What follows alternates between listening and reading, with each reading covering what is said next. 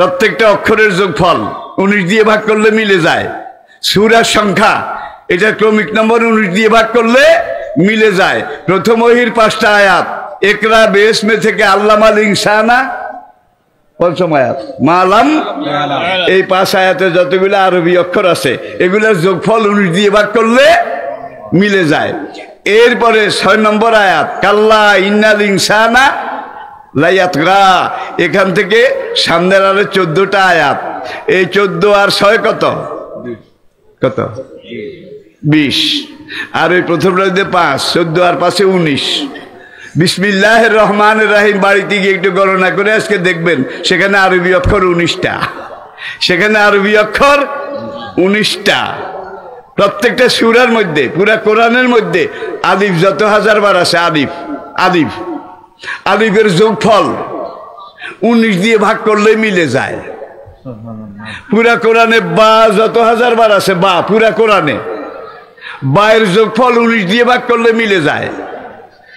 তা সা ইয়া পর্যন্ত প্রত্যেকটা আরবি অক্ষরের যোগফল 19 দিয়ে ভাগ করলে মিলে যায়। কোরআনে আরেক জায়গায় আল্লাহ বলেছেন ওয়া আলাইহা তিসআতা আশার, সর্বোপরি 19, সর্বোপরি।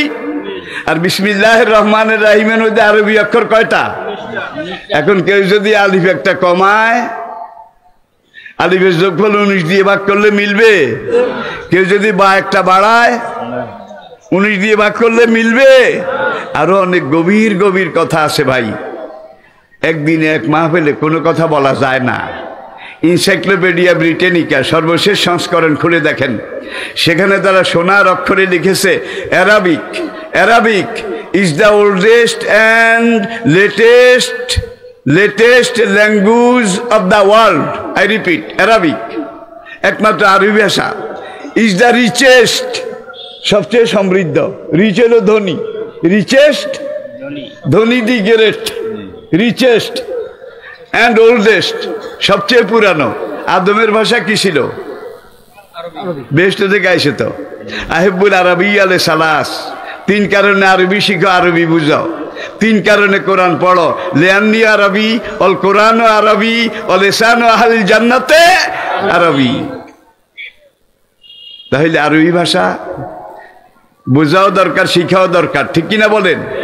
আর আলাকাদ ইয়াসসারনাল কোরআন লিযিকরি ফাহাল মিন মুদ্দাকির, সূরা কামার 4টা আয়াতে আল্লাহ বলছেন পড়ার জন্য এই কোরআন সবচেয়ে সহজ।